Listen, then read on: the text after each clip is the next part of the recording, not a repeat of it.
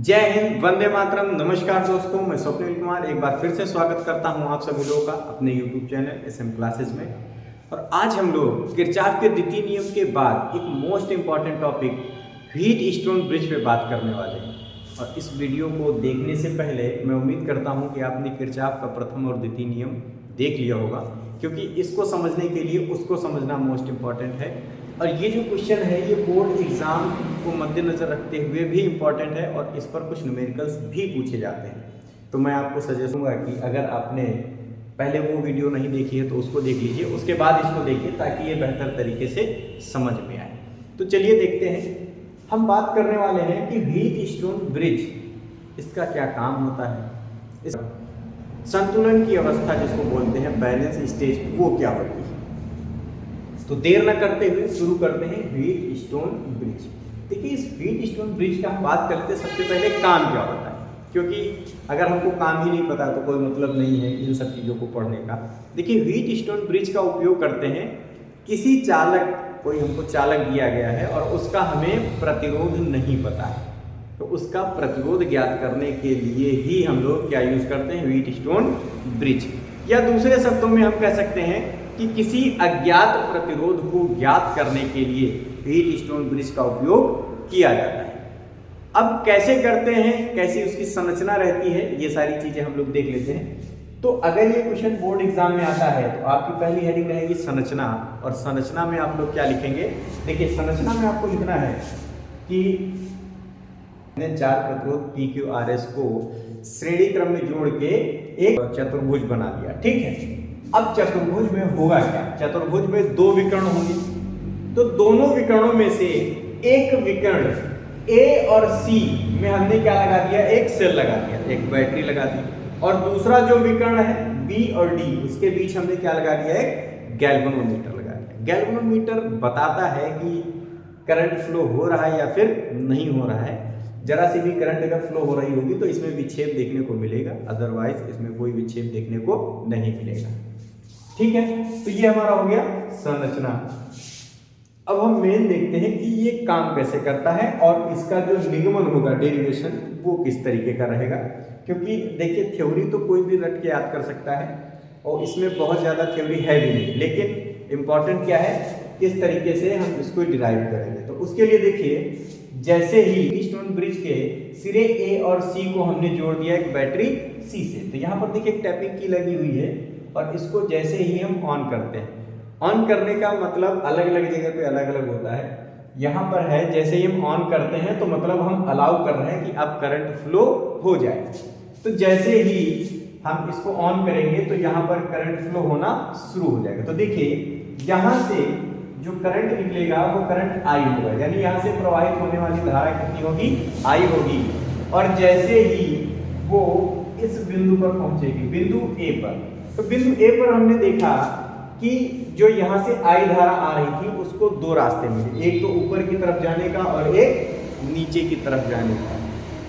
तो अब क्या करेगी, ऊपर और नीचे कुछ धारा ऊपर चली जाएगी और कुछ धारा नीचे आ जाएगी। तो मान लिया हमने I1 धारा ऊपर गई और I2 धारा नीचे आ गई। ये I1 धारा ऊपर जा रही थी और जब यहाँ पर पहुंचेगी तो हम गैल्वेनोमीटर को कुछ इस तरीके से सेट करते हैं कि इसमें जरा सा भी विक्षेप देखने को ना मिले। विक्षेप देखने को ना मिले मतलब ये सदैव शून्य रहना चाहिए। और ये शून्य कब रहेगा, जब इसमें किसी भी प्रकार की कोई भी करंट का फ्लो नहीं हो रहा होगा। तो करंट का फ्लो होने का मतलब है ना धारा उधर से इधर आ रही हो, ना धारा इधर से उधर जा रही हो। तो हम कह सकते हैं, अगर IG इसको कहें तो IG हर एक कंडीशन में क्या होना चाहिए, 0 होना चाहिए। IG मतलब गैल्वेनोमीटर में बहने वाली धारा, वो सदैव 0 होनी चाहिए। तो गैल्वेनोमीटर में कोई धारा नहीं बह रही है, तो इसका मतलब ये करंट जब यहाँ पहुंचेगी तो अब ये नीचे आने का प्रयास कर रही है, लेकिन गैल्वेनोमीटर में कोई धारा का प्रवाह नहीं हो सकता है, इसलिए ये पूरी की पूरी I1 धारा इस डायरेक्शन में आ जाएगी। तो वही जो I1 धारा प्रतिरोध P से होकर आई है, वही I1 धारा अब प्रतिरोध Q से होकर बिंदु C तक पहुंचती है। यही काम कुछ इधर होता है। ये जो धारा I2 थी, ये धारा I2 प्रतिरोध R से होते हुए जब बिंदु D पर पहुंचती है तो ये सोचती है कि इधर जाएं, लेकिन गैल्वेनोमीटर कुछ इस तरीके से सेट किया जाता है कि इसमें धारा का प्रवाह ना हो, यानी इसको सदैव शून्य रहना है, इसका विक्षेप सदैव शून्य रहना है, इसमें किसी भी तरीके का विक्षेप दिखाई नहीं देना चाहिए। तो इसका मतलब जो धारा इधर से आएगी वो पूरी की पूरी धारा प्रतिरोध S से होते हुए गुजर जाएगी, क्योंकि ऊपर तो कोई धारा जा ही नहीं रही, IG 0 हमने आपको पहले ही बता दिया। तो अब ये पूरी धारा कहाँ प्रतिरोध S से होते हुए इस बिंदु पर पहुंचेगी। तो देखिए ऊपर से I1 धारा आई थी और नीचे से I2 धारा आई है, दोनों इस बिंदु पर मिलेंगे तो पुनः किसमें परिवर्तित हो जाएंगे, I में। और हमने आपको पहले ही बताया था कि यहाँ से धारा I ही निकली थी, जो इस बिंदु पर पहुंचने पर I1 और I2 में टूट गई थी। तो इसका मतलब क्या हुआ, इधर से I धारा चली थी और I1 प्लस I2 में टूट गई और उसके बाद फिर क्या हो गया कि वही धारा पुनः I में चेंज हो गई पूरा ट्रेवल करने के बाद। तो जब I1 धारा इधर से ऊपर से चली, I2 धारा इधर से चली और यहाँ पर I1 प्लस I2 बराबर I के बराबर ही पहुंची, कम या ज्यादा नहीं हुई, तो इसका मतलब इस गैल्वेनोमीटर में इस समय कोई भी विक्षेप नहीं है। यहाँ पर विक्षेप क्या है, शून्य है। तो जब यहाँ पर विक्षेप शून्य है तो हम कह सकते हैं कि इस समय ये किस अवस्था में है, संतुलन की अवस्था में है। ये किस अवस्था में है, संतुलन की अवस्था में है। तो भाई की ऑन करने के बाद भी इसमें करंट का फ्लो होने के बाद भी अगर ये गैल्वेनोमीटर में विक्षेप 0 दिखा रहा है तो हम समझ लेंगे कि किस अवस्था में है, संतुलन की अवस्था में है। और किरचॉफ का नियम फॉलो तभी करेगा जब गैल्वेनोमीटर में कोई करंट फ्लो ना हो रहा हो। अगर इसमें धारा का विक्षेप दिखाई दे रहा है तो मतलब आप कभी भी अज्ञात प्रतिरोध को ज्ञात नहीं कर पाएंगे। तो अब देखते हैं कि जब ये 0 हो गया, यानी अब हमारा पूरा सिस्टम संतुलन की अवस्था में हो गया। देखिए एक्चुअल में होता क्या है, होता यह है कि ये जो 4 प्रतिरोध हमने लिए हैं इसमें एक तो अज्ञात प्रतिरोध होता है और दूसरा प्रतिरोध एक ऐसा होता है जिसको हम वेरी कर सकते हैं, यानी उसके प्रतिरोध के मान को हम कम और ज्यादा भी कर सकते हैं। तो उससे हम ये सारी चीजें अच्छे से मैनेज कर पाते हैं। तो अब यहां देखेंगे संतुलन की स्थिति में, क्या देखेंगे, संतुलन की स्थिति में।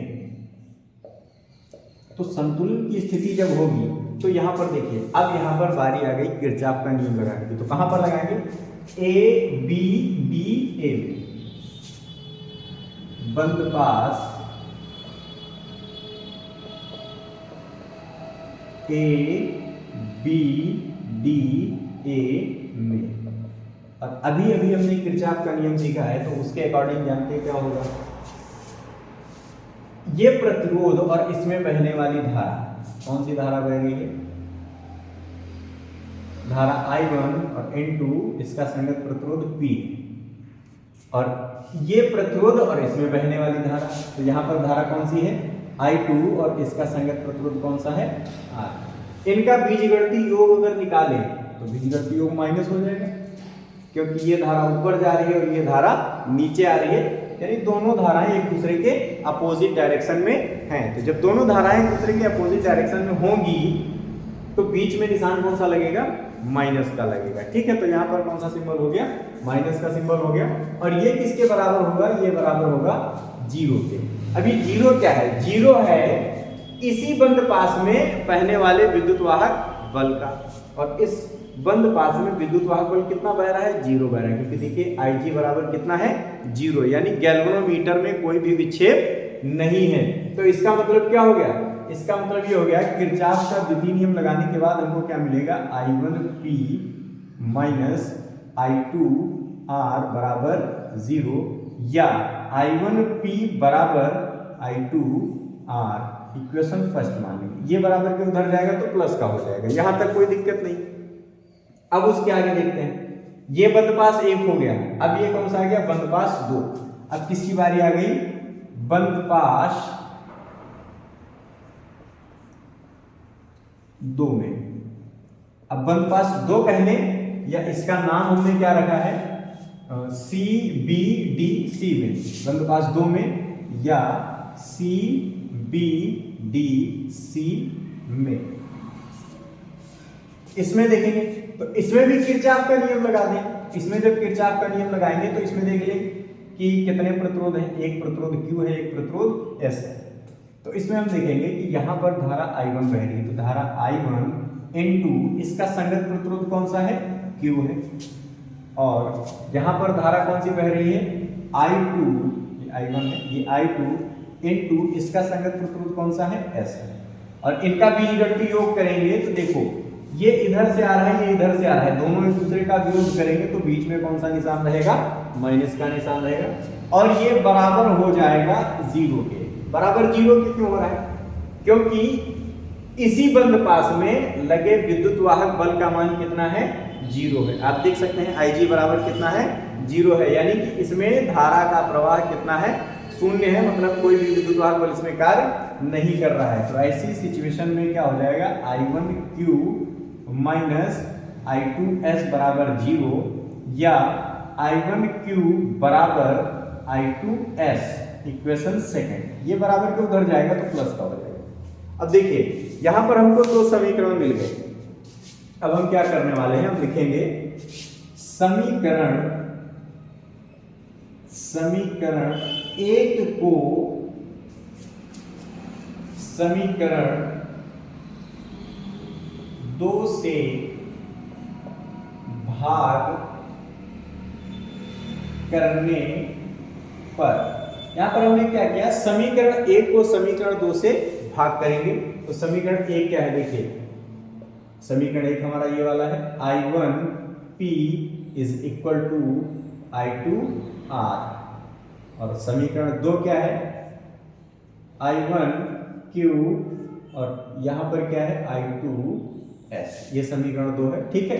तो समीकरण एक ऊपर रख लिया, समीकरण दो नीचे रख लिया। अब देखिए I1 कट जाएगा, I2 कट जाएगा, क्या बचा, P upon Q is equal to R upon S, और इस तरीके से हमने क्या किया, व्हीटस्टोन ब्रिज में संतुलन की स्थिति को प्राप्त कर लिया। ये संतुलन की स्थिति का जो सूत्र होता है, यही क्या लिख देंगे, यही संतुलन की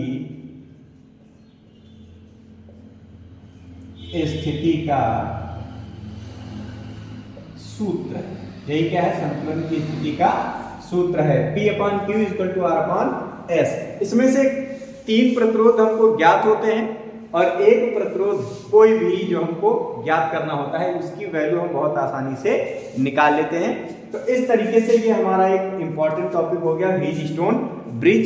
वीडियो अगर अच्छी लगी हो तो इसको शेयर कीजिए अपने दोस्तों के साथ और अच्छे से तैयार कीजिए, और अगर कहीं पर कोई प्रॉब्लम है तो कम्युनिकेट कीजिए हमारे साथ, वीडियो को लाइक कीजिए और अपने दोस्तों के साथ भी शेयर कीजिए। और नेक्स्ट वीडियो हमारी जो आने वाली है वो किसी नए टॉपिक के साथ होगी।